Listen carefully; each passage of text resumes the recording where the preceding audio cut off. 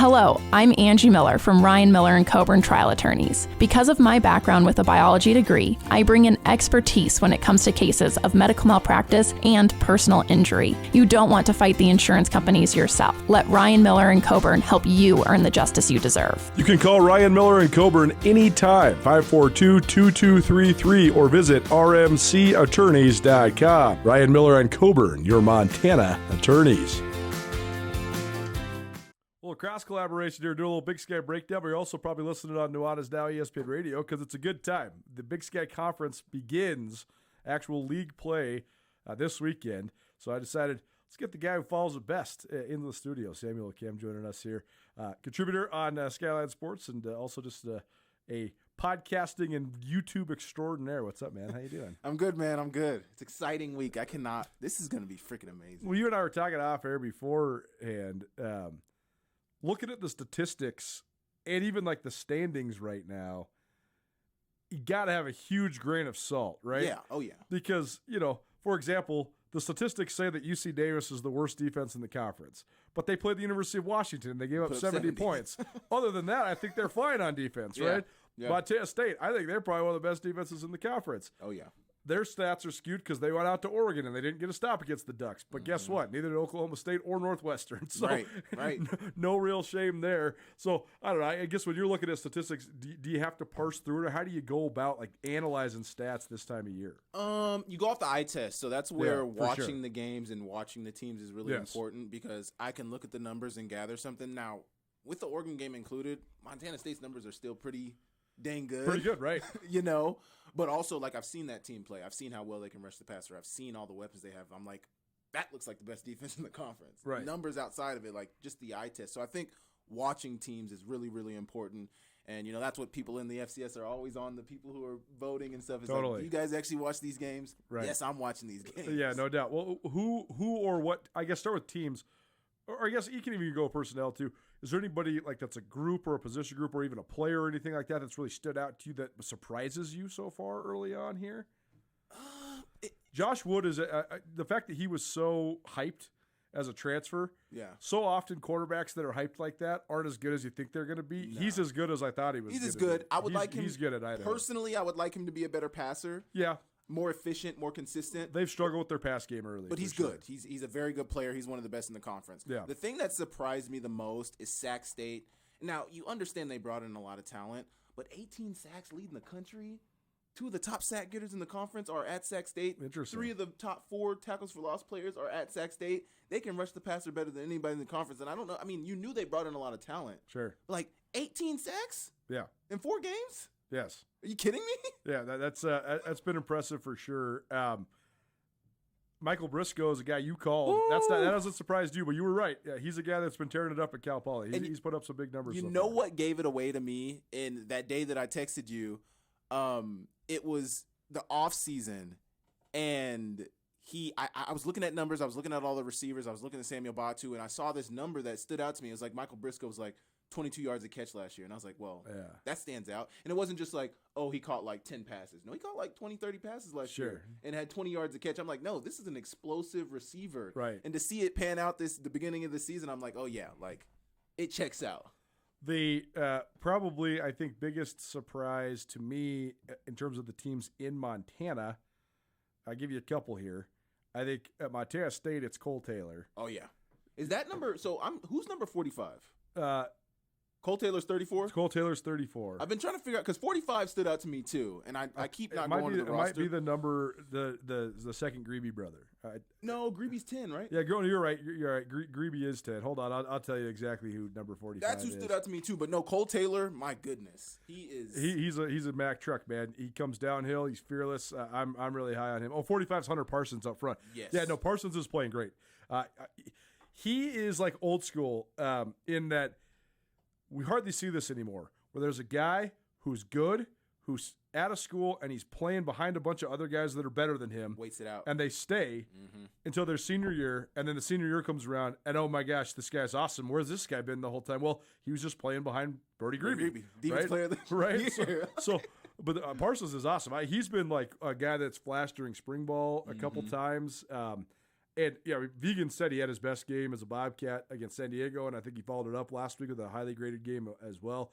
He and Alec Eckert are both having, I think, breakout senior years. I don't know much about him, Parsons, but I'm guessing he's probably one of those players where, like, if you would have put him out early, he might not have been. You might not have, like, people might have been hard on him. Sure. But the fact that he waited and now you're like, where's this guy been? Well, he needed the 3 to 4 years to get on the field. Like, there's a reason he didn't play, but now that he is, he's ready. He's a skinny guy. I mean, that's what he's up to 245. So great credit to him for putting on the weight. But he was one of those guys came in at like 215. Like Zach Cruz. Like Zach Cruz, right? Or Cale Edwards at Montana. Like, you got to put on the weight to be able to handle playing up front. But Parsons is a good one. But Cole Taylor's been my surprise guy at Montana State. On the other side, I think it's been a little surprising how much Adam Jones has been kept in check. He's only rushing for about 34 yards a game. What's going on?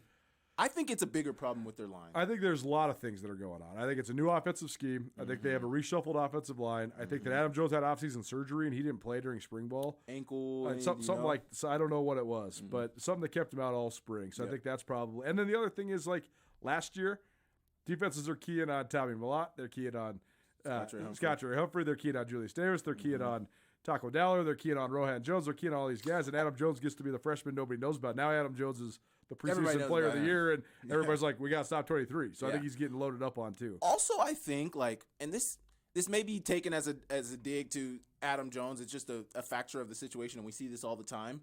Maybe they just had a really, really good offensive line last year. That's true.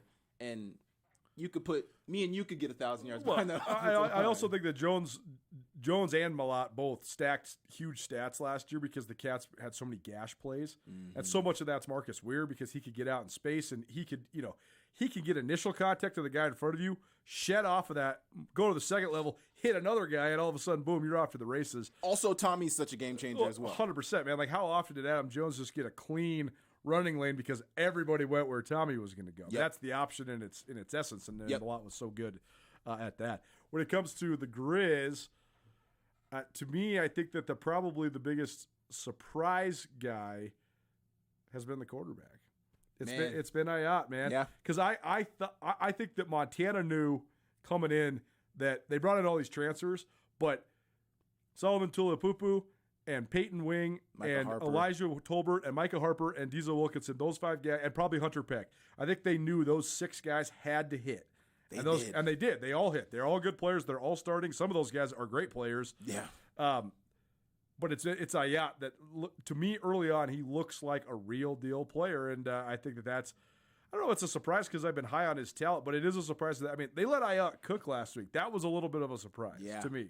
Yeah, and I think that North Dakota game did more for his game than people really understand. For sure. Like the comeback, totally. The fact that he threw 2 interceptions, they kept him in there. Right. Let me learn. Like, that game was so big for his development as a quarterback, and to see what he did against Indiana State. Because I'm going to be real, talking about that Indiana State team, I didn't think they were that bad. Like the fact that Montana would beat them that bad. They don't have enough guys. Yeah. They got Washington Grizz too, though. Like, when it's the quintessential Houck Avalanche, right? Yeah. When you get the big play by Gilman, then you get the systematic drive, and then you get the defensive touchdown, all of a sudden it just snowballs on you, and you just gave up 28 unanswered, and you're looking around like, what the hell just happened? And then, then you're just completely flustered, and your game plan, you just light it on fire. It's over. You can't run your game plan anymore. 100%. So either way, I thought Ayat's looked good. I agree with that.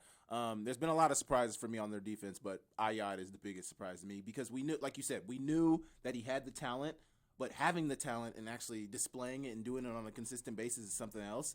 And he's been doing that, so we got to give credit where credit's due. Samuel Akem here on Big Sky Breakdown as well as Nuanez Now, ESPN Radio. All right, let's do some power rankings. Let's go from bottom to the top. Bottom to the top. I think we're probably on the same spot. And who's number 12 right PSU now? For sure. Got to be Portland State. They put up.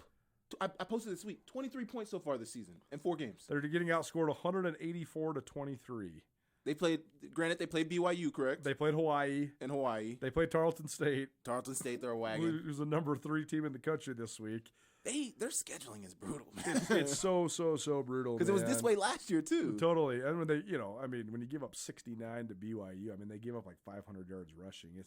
It's tough because I don't know if Portland State's actually personnel wise the worst team in the league. It's just so hard to go 0-4 and get beat 184-23 and have any confidence going into the conference. You have none. We haven't won anything. We haven't had any success. I mean, literally haven't even scored. They're turning over the ball at an alarming rate. Right. It's just, they just look bad. And I also think that this is affirming for the one narrative that I think that people outside of the Montana schools have a hard time. They haven't really grasped yet. I actually think the Montana schools, for this narrative that the Big Sky and the FCS has become a minor league system, everybody's going to move up. I actually think the Montana schools in Idaho and schools like that, North Dakota State, they have way better chance of keeping guys. So they got Peyton Wing from Portland State. Right, because you have something to sell guys on. Like, hey, we can get you a couple NIL bucks. Yep. And you're also going to play in front of sweet fans, and you're going to win, and, all this stuff. If you're at Portland State and somebody comes and offers you anything, why wouldn't you leave? Yeah. Like, if you would get even $5,000, why wouldn't you leave? Because you're going to leave a situation where you're playing at a high school stadium. Mm-hmm. You're not even in your own city. Like, you're basically driving 45 minutes out of town to go play games. Montana upgraded 2 position groups within the conference. Right. Michael Wortham, Peyton Wing. That's why I think schools like Portland State and Eastern Washington and Weber, like those schools are the ones that are really going to be hurt by the NIL and the transfer portal stuff. I mean, just think, Kakoa Visperis left Eastern Washington, went to Tennessee Tech. They're undefeated. Right. At Eastern, the least of their problems right now actually is their quarterbacks. I actually think that Nate Bell's nice, man. Yeah. I mean, I think he has a chance to be a good player at the FCS level. But we're on the same page. Portland State, number 12. All right, number 11 then. Who's next? I got Idaho State. Yeah, Idaho State is.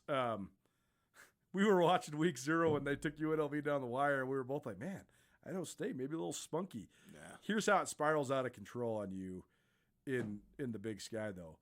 You lose a couple, you start getting disheartened, then you start losing guys, and now all of a sudden you're up a creek. And they lost the guy. They lost their guy. They lost Jordan Cook, who looked great in the opener against UNLV, and now, like, where do you turn? That's just such a bummer injury for Cody Hawkins and his crew. Yeah, it's tough for them, and even when Jordan Cook was playing, we looked at their defense and, like, they're still not stopping anybody. So, I mean, they're probably not going to be great. They are a fun team to watch because, I mean, the thing is with which is what Portland State should do, and they can't monetarily probably, but Idaho State gets the confidence back because they go and beat Lincoln 90-0.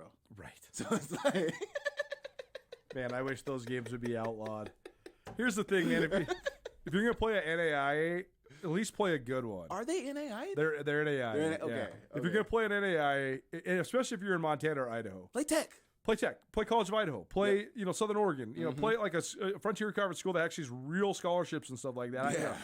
Lincoln, man, like I don't know anything. I know they're in California. That's all I know. But that is not. They got beat. It's Bishop Sycamore. Exactly. Right. That's who they played. Exactly. It's like a fake team. Crazy. Poor Idaho State. Well, I had Cal Poly at number 11 and then Idaho State at number 10. So we're kind of right there. I got Eastern at 10. You have Eastern at 10. So tell me why Eastern below Cal Poly. I've liked what I've seen from Cal Poly offensively. Cal Poly does have 2 wins. Eastern only has 1. Exactly. That was a big thing for me, too. They've been competitive. Eastern hasn't not been competitive either, but, I mean, I just don't think Eastern has a ton of talent right now. It's so strange to analyze because Eastern... Like Cal Poly has one of the highest graded quarterbacks. That Indiana State team last week, I thought they had like 5 or 6 guys who were really good. Mm-hmm. The receiver was really good. I thought the safety was really good. Mm-hmm. I thought the D tackle 95. I thought he was good. Logan Wilson. And then the disparity between that and the guys that aren't good was striking. Yeah.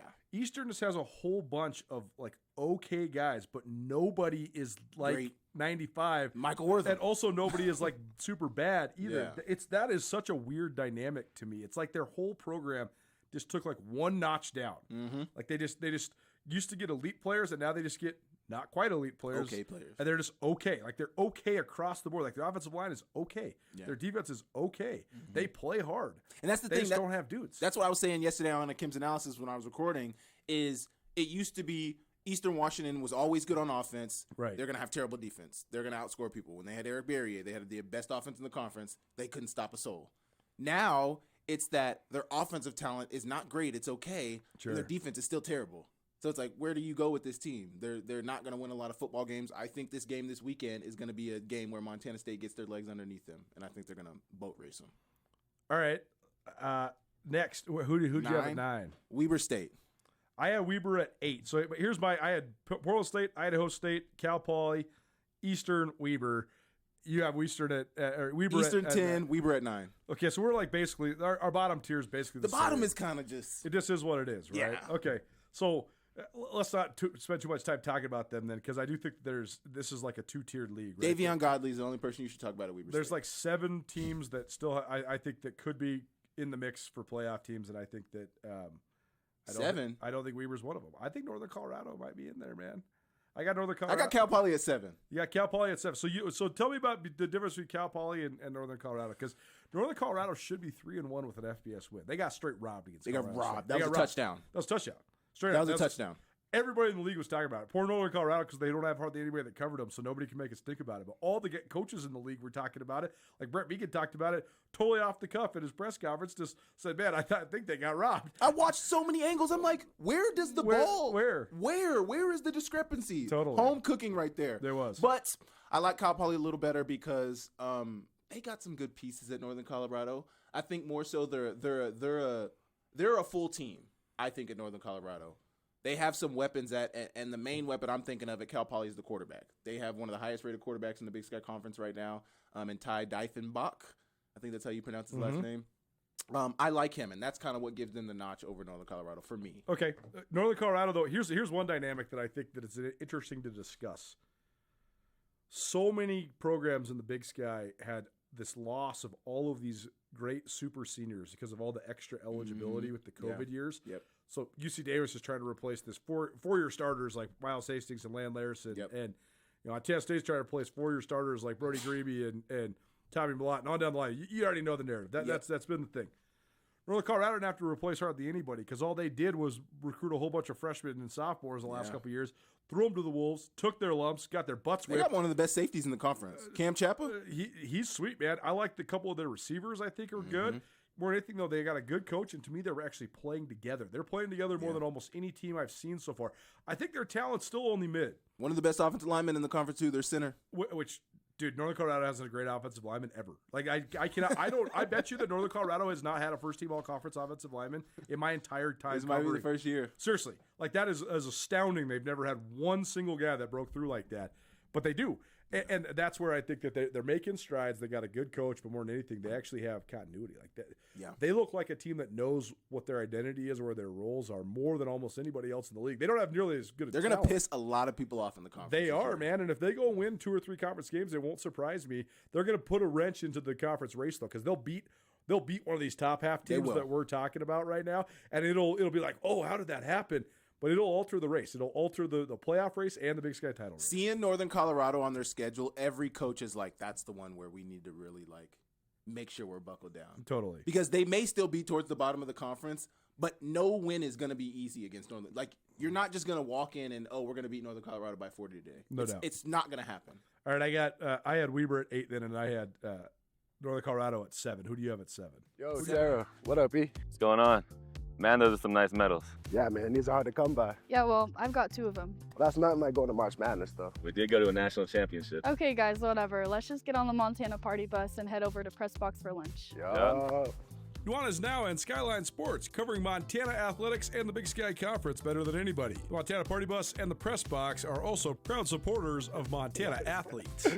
Hey, cheers to you guys, man. Cheers to Montana. Cheers to chasing more champions. Join Town Pump's Pump It Up Rewards Plus program and never pay full price for fuel again. Save 5 cents on every gallon every day at any Town Pump across Montana. Plus, earn and redeem points on your favorite in-store items to get free stuff with our clubs. Stop in and pick up a rewards card. Download the Pump It Up Rewards Plus app today. Or visit townpump.com/rewards to register and start saving. Right down the road, pump it up. Oh, yeah. 7, I got Cal Poly. Yeah, Cal Poly 7. Who you got at 8? Northern Colorado. Okay, so we're on the same page. It's just a little bit of differentiation. Would you agree that all those teams 7 through 12 are not going to be playoff teams this year? I don't see any of them being playoff teams, honestly. I could see Cal Poly or Northern Colorado threatening, maybe on the bubble, but I just don't see it We're going to know exactly where we're at with Cal Poly in 1 month, because Cal Poly's conference schedule is at Sac State, UC Davis, at Montana, Montana State. Okay. So they win 1. Okay, they're a little bit better. They win 2. Okay, you're in the mix. You win 3. You're going to be inside track to the playoffs. So we're going to know pretty darn fast of Cal Poly's contender or pretender. All right, so then who do you got at 6? NAU. So and then you got Sac at 5? Sac at 5. I got those two flipped, but I think that's the same deal. I think both those teams are like the teams that are at the... It's the defense for me for NAU. Yeah, so tell me more. I actually haven't watched NAU as much as anybody. I don't know why. They just haven't landed on my screen nearly as much as basically almost everybody else. They're not playing good defense right now. Yeah. They lost. I mean, you saw what Alex McLaughlin did last week. Did he ball out for Washington? 2 interceptions. Yeah, sweet. Good against for him. Washington State. Good for him. So he was at NAU last year. Right. He was a multi-time All-American, multi-time All-Conference. Yeah. Like, they lost players like that last year. And Ty Pennington is looking like one of the best quarterbacks in the conference right now.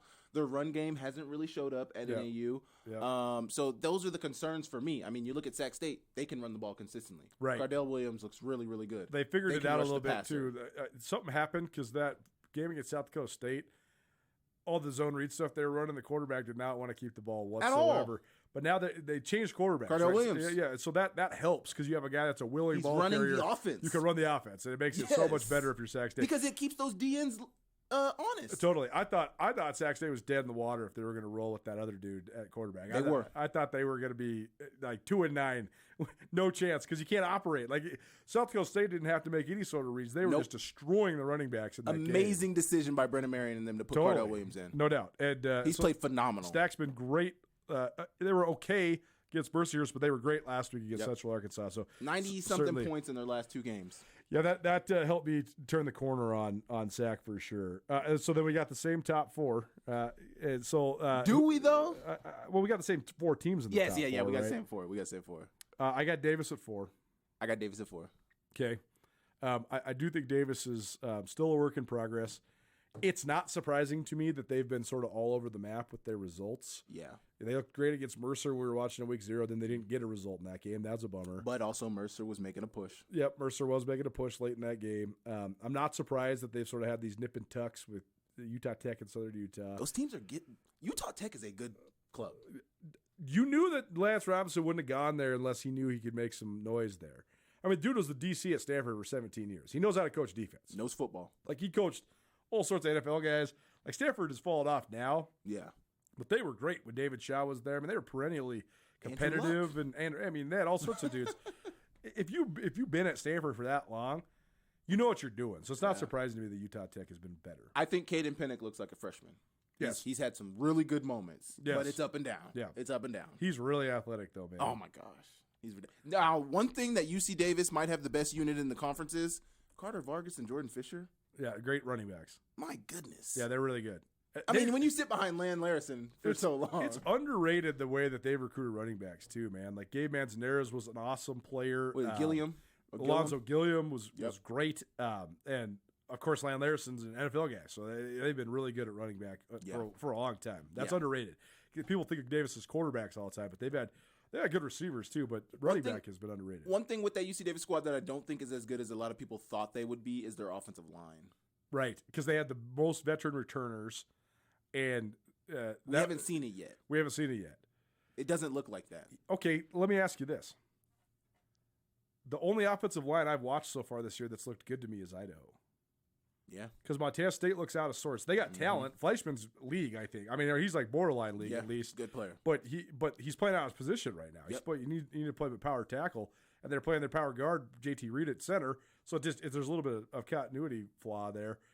Montana's offensive line has just been all over the place, and I think so much of that's because they're rotating so much, which I think is totally a disservice to their Klemzak to should their start guys. And stay in the game. Man, I mean, the proof is in the stats, right? Yeah. I mean, they've been great when he's been the quarterback or the center. Excuse me. And I just don't know what they're doing there. And then I agree. UC Davis has been shaky offensive line. Idaho's the only one that's looked really good on the offensive line. Why do you think that is?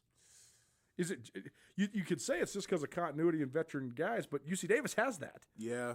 I think a lot of that also is because outside of UC Davis, they probably have one of the most mobile quarterbacks in the conference. Yeah. So that helps, I think. It does, for sure. It does. Because I don't know if either of those teams have given up a ton of sacks because of their quarterbacks. Right. Well, actually, no. I take that back. UC Davis is actually last in the conference in sacks given up. Yes, they are. 11th. Yeah. They've given up 11 sacks. Yeah. That is insane. Yeah, especially with a guy that can run like that. You wonder part of that is just him holding on to the ball too long, too. Freshman. Young quarterbacks do that. Yeah. I mean, Coach Marty always says 3/4 of the sacks that happen in games are the quarterback's fault, not the offensive line. So you got to make a decision. I mean, it's the Sean Payton, right? Sean Payton says the number one thing he wants in a quarterback is a guy that doesn't take sacks. Yep. He said that's more important than taking care of the ball. It kills drives. It kills drives. It definitely does. So you got to get rid of the ball. It's the old Peyton Manning, right? Peyton Manning couldn't run. Peyton Manning never got sacked because he just gets it out. Boom, get it out. It balls out, and if you don't have the throw it in the stands. It's all good. Live to play another day. Don't take a 10-yard loss. All right, so we both got Davis at number 4. Has Davis been as good, better, or worse than you thought they were going to be coming into this year? For me, it's the same. I thought they were going to have. I thought they'd have some growing pains early. I thought they'd have growing pains too, but they look exactly where you would think they would look with where they're at. Losing their running back, losing their starting quarterback. You don't know what they're going to look like. They're a 2-1 football team right now. All right, so then let's go 3-2-1. Who do you got at 3? Idaho. I got Idaho at 3. Who do you got at 2? The Bobcats. I got the Grizz at 2. I got the Bobcats at 1. I knew you were going to go the Grizz at 1. I just wanted to make some conversation. No, I think it was pretty cut and dry. 1, 2, 3, and I don't know how to order them. I think that, if Idaho comes to Missoula this week and wins, they vault to number 1, right? Yeah.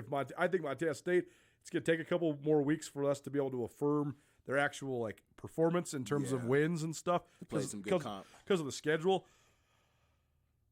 I'm talking eye test man for man. I think the Cats have the most complete defense. They do, for sure. And I think that even though their offensive line has had some hiccups, I still think it's superior to the Grizz offensive line. Top 3 rushing offense. I think that Lamson and Ayat have been both good. I think Ayat his hair's on fire right now, so he's got to continue to ride that momentum. I hope and also wonder if his coaches will let that be the case. I hope they do. Let him sling it around. He's hot right now. Let's stay hot. Don't put him in a box. Let this kid move. Let Ayat cook. Let him move and groove and do what he does. Yeah, right. I agree. To me, the only reason I say Montana State, 2 reasons. One, I just want to have a conversation because I knew you're going to go Grizz 1 because they haven't lost the game. I think the Grizz are very good right now too. Big test. I think these 3 teams, though, they have the most talent. And I think it's very clear that Montana State have the most talent beyond everybody else in the conference. I think that's very clear. Yeah. Idaho's good. I think these 2 teams have great talent.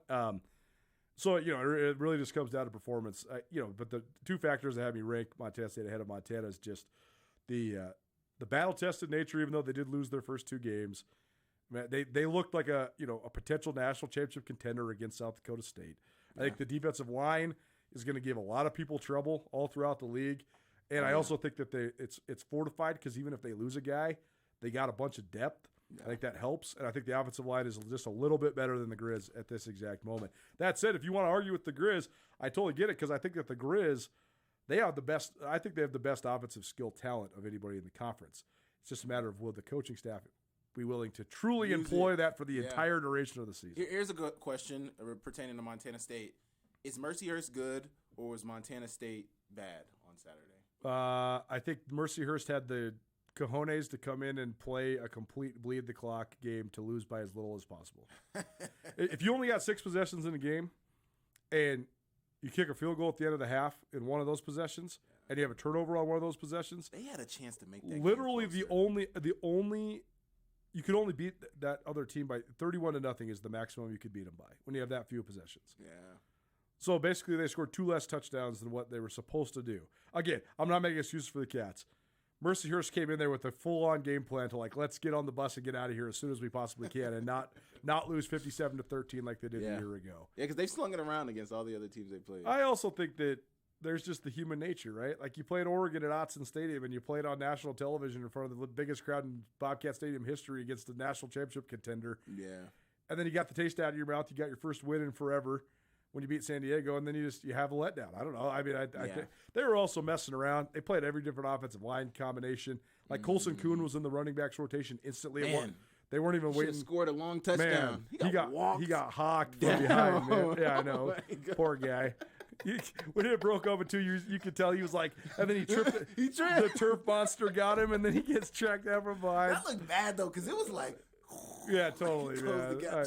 Yeah. But he's a good player. But either way, they were rotating in a bunch of guys. Again, I'm not making excuses for Montana State. I mean, they were all completely flustered after the game. I mean, Brett Vegan was pretty not happy. He was pretty unhappy with the whole AL. What coach is ever not happy with the shutout? No, that's true too, though, right? Like they still shut him out. So I just think I give the Cats against the Grizz right now just a slight edge on defense. Yep. I think the Cats' offensive line is a little bit better, and I think the quarterbacks are. I think Ayat has a way higher ceiling than Lamson, but I think right now that they're like pretty on par. But I give the Grizz the edge, even though Taco Dallars played great. I give the Grizz the edge in offensive skill because I love what Wortham brings to the table. He might be a little banged up, I don't know, but he's been awesome. And then, I mean, Gilman's the best player in the conference, right? Yeah. I mean, Gilman's stupid. He's top 5, top 10 in the country. I mean, he's stupid, man. Yeah, he's ridiculous. He's unbelievably good. Yeah, it's insane. They need to get him the ball more out of the backfield. But when you got all those, like when you got Wortham who can catch the ball. Don't you think that they're just, what they're doing though right now is they're like, all right, you can go have your once you get 150 and 3 tutties, we're taking you out, even if it only takes you 8 carries, right? Yeah. So he's make the most of it. He's gonna be feeling real fresh though. I mean, if he keeps averaging 10 yards per carry, he's gonna win the Payne Award, right? Yeah, he's at 9.2 right now. Man, he's man. Okay, so make your case for Montana though. What gives you confidence in ranking Montana number 1 this week? I think the defensive pieces. Obviously, I think defense is the. If you look at this team, their offense is better than their defense. Mm-hmm. But I think they got a lot of good talent on that defense, man. And they do. I think they're starting to figure it out. Micah Harper, Elijah Tolbert. I mean, I don't know why Elijah Tolbert should never come off the field. Peyton Wink should never come off the field. Yeah. Micah Harper should never come off the field. I think part of what they're doing, I think that defensively they're just trying to keep the miles off the guys on the back end. Yeah. But I think that the thing that's going to come to fruition if they can keep doing it is that they're not only rotating linebackers, but they're rotating them at different spots. I think that messes with the offensive line so bad because it's not just 32's Mike. Mike's 32. Which side's the strong side? 32's in, but he's not. He's the will. Where's the Mike? And then all of a sudden. The pressure comes. You know why they can do that? They got 3 a bunch of 5-year seniors that have played. Elijah's played a bunch of ball. Solomon's played a bunch of ball. Peyton's played a bunch of ball. That helps a ton. It helps so much, man. And they got guys that are willing to do it. And I mean, imagine Peyton Wing played in that flex defense at Portland State. I mean, if you can play in that, you can figure out everything else for the most part. Yeah. They're doing a good job teaching those guys the defense too. Oh yeah. I'm with you. I think the Grizz have a higher ceiling than the Cats. I think the Cats are a little bit more established at this exact moment. But honestly, if I was doing this, straight up by myself, I'd say it's 1A and 1B, and I wouldn't put either one at 1A or 1B. I think these are the 2 best teams in the conference. I think we're going to know more now that conference play is here, and I think that they're both clear cut above everybody else in the league at this exact moment. They are. Idaho's close. They're there, but I need to see more from Idaho's offense for me to really put them up there in the conversation. All right.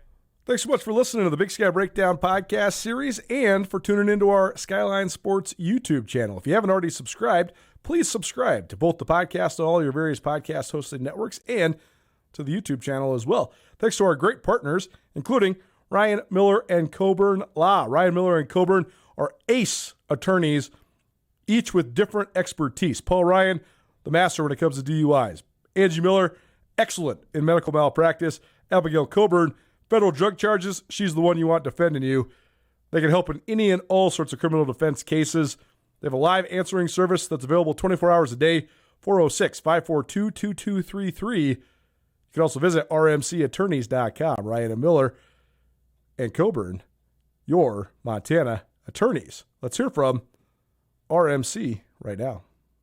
So tell me about just the behind the scenes for the firm expansion from just a branding and promotions standpoint. Yeah, so I love the branding aspect of the business. That is something that, I don't know why, but it's like my little creativity outlet. And so when we were looking at doing the rebrand, we had our diamonds and we wanted to kind of update those to incorporate, where we were going. And so we talked about it. And one of the big things that drives us is that we are that link from our clients to justice, that we, get them to justice that they deserve. And so that's kind of where those 3 diamonds came into play and that inner link to represent us connecting our clients to justice, and it really hits home for us.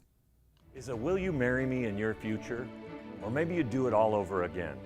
Hi, I'm Brian Toon with Jewelry Design Center, inviting you to come see the largest selection of Will You Marry Me in the state of Montana.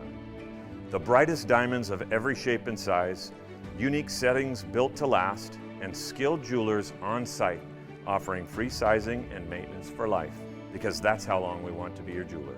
Jewelry Design Center in Missoula, on Brooks, across from the Montana Club. All right, Samuel Akem here, Big Sky Breakdown, as well as Nuanez Now, ESPN Radio. Okay, last thing for you then. Your thoughts on the matchups in Montana this week. Can Eastern give Montana State a game? They can, but like I said earlier, they don't have enough talent. They'll bring it, and they'll be like fighting hard, and then it'll break open at the end. It's going to break open. Like, I think this is like the game last that year, Montana last year State, they went back and forth, and it was like 28-28 going to the third quarter. they had a good chance to win that one. They did, and then Malott just went crazy in the fourth quarter. I'm the best player in the conference. But here we go. We're going to win.